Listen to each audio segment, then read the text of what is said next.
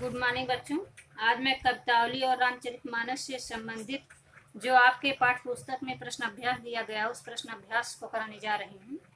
तो पाठ के साथ कवितावली में उद्धृत छंदों के आधार पर स्पष्ट करें कि तुलसीदास को अपने युग की आर्थिक विषमता की अच्छी समझ है। तो बच्चों, पहले पद्यांश में ही यह दिखाया गया है।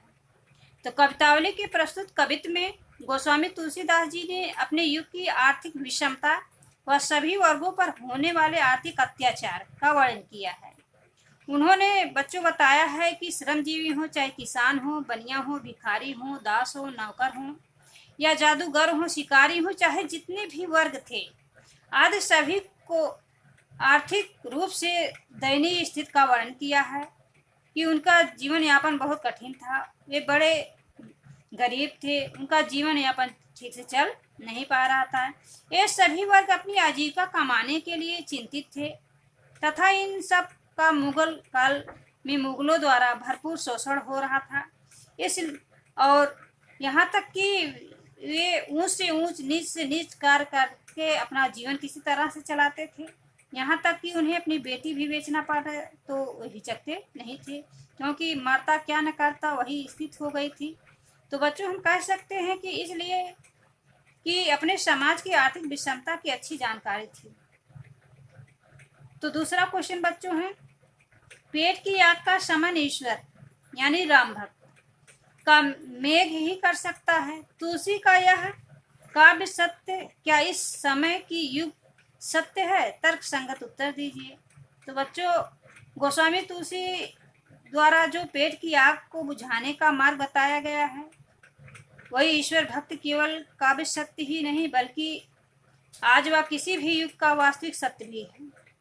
मनुष्य की पेट की आग अर्थात मनुष्य की इच्छाएं, तृष्णाएं, लोभ, लालच इतनी बढ़ चुकी है कि मनुष्य अपने इंद्रियों पर नियंत्रण नहीं कर पा रहा है। आज भी अगर देखा जाए कि आज के युग में भी मानो हृदय में आजीविका कमाने के लिए तनाव, चिंता, तृष्णाएं, लोभ, लालच, यहाँ तक किसी की हत्या भी करनी पड़े तो मानो पीछे नहीं हट रहा है। लेकिन व्यक्ति अगर संतोष व ईश्वर पर विश्वास करे तो उसकी भक्ति द्वारा जीवन यापन करे तो अवश्य इस पेट की आग का शमन करना संभव है। लेकिन ऐसा नहीं है, क्योंकि हम लोभ में पड़े जा रहे हैं, मृग तृष्णा की भांति इधर उधर भटक रहे हैं, सुख की खोज में है। वास्तव में सुख क्या है इसकी हम परिभाषा ही नहीं समझ पा रहे हैं। तो आज के युग में भी देखा जाए, जिस तरह उस समय की मनुष्य नीच से नीच काम करता था, पेट नहीं भरता था, लेकिन आज देखा जाए तो पेट भर रहा है।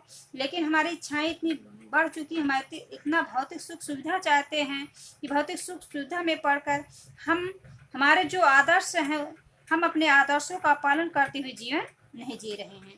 तो हम कह सकते हैं कि पेट की अग्नि का शमन तभी करना संभव है जब हमें संतोष हो, क्योंकि जब संतोष होगा तभी सुख होगा, बिना संतोष के सुख नहीं होगा। तो तीसरा प्रश्न है बच्चों, तुलसी ने यह कहने की जरूरत क्यों समझी कि धूत कहो, अवधूत कहो, रजपूत कहो, जुल्हा कहो, कोई कहो कि बेटी से बेटा न ब्याह, कहो कि जाति बिगाड़ न सो, इस सवैया में काहू से बेटा सो बेटी न ब्याह कहते तो सामाजिक अर्थ में क्या परिवर्तन आता? तो बच्चों, प्रस्तुत पंक्तियों में गोस्वामी तुलसीदास जी ने एक सच्चे सन्यासी, एक संत का परिचय दिया है। कहा कि भक्त या संत को सांसारिक या किसी भी बात का कोई डर नहीं होना चाहिए। मनुष्य को, एक सच्चे संत को सांसारिक माया मोह से हमेशा मुक्त होना चाहिए। उसे सांसारिक लोग या समाज के लोग चाहे जो कुछ भी कहें, पर वह सिर्फ ईश्वर भक्त में लीन रहना चाहिए। उसे संसार के लोगों की बात को सुनना नहीं चाहिए। इसलिए तुलसीदास ने अपने आप को इन सांसारिक माया मोह से दूर करते हुए ऐसा कहा था कि चाहे लोग मुझे धूत कहें, अवधूत कहें, रजपूत कहें, जुल्हा कहें। तो प्रस्तुत पंक्तियों में तुलसीदास जी ने अपने बेटे का किसी की बेटी से विवाह करने का विचार प्रस्तुत किया, जो कि एक सरल कार्य है। लेकिन आधुनिक संदर्भ में अगर देखा जाए तो विवाह करना आसान नहीं है, क्योंकि जब बेटी का विवाह आता है तो माँ बाप के हृदय में हीनता, सुरक्षा की भावना उत्पन्न होती है। उन्हें दहेज देने की चिंता होती है, वो सोचते हैं कहाँ से हम दे पाएंगे। लेकिन वही माँ बाप जब अपने लड़के की शादी करते हैं तो उन्हें बड़ा गर्व होता है। उनके अंदर घमंड दहेज का लालच आदि भावना व्याप्त हो जाती है।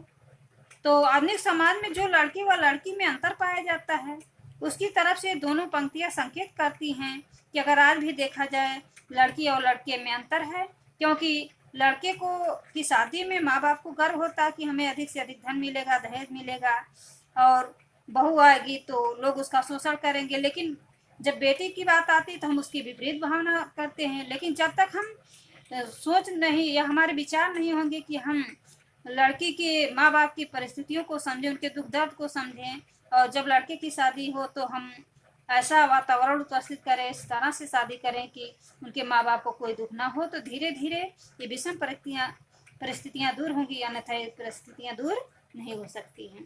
तो चौथा क्वेश्चन है बच्चों, दूध कहो वाले छंद में ऊपर से सरल व निरीह दिखलाई पड़ने वाले तुलसी की भीतरी असलियत एक स्वाभिमानी भक्त हृदय की है, इससे आप कहाँ तक सहमत हैं? तो बच्चों, प्रस्तुत कवित्व की तीसरी पंक्ति में गोस्वामी तुलसीदास जी ने स्पष्ट कर दिया है कि उनका दूसरा नाम राम गुलाम है, अर्थात राम का दास है। वह राम की भक्ति को ही अपने जीवन का लक्ष्य मानते हैं। उनकी रुचि राम की भक्ति में ही है, इसलिए ही उन्होंने कोई चाहे किसी भी नाम से पुकारे, चाहे दूध कहे, अवधूत कहे, रजपूत कहे, चोलाहा का कुछ भी नाम पुकारे, या सांसारिक मोह में फंसाना चाहे, वह उसमें नहीं फंसेंगे, क्योंकि कहते हैं कि मेरा नाम राम का दास है। मैं राम का दास बनकर ही राम की भक्त को श्रेष्ठ मानता हूँ। साधु भक्त के दास भाव हृदय में भक्त करके जो अपनी सच्ची भक्ति का परिचय देते हैं।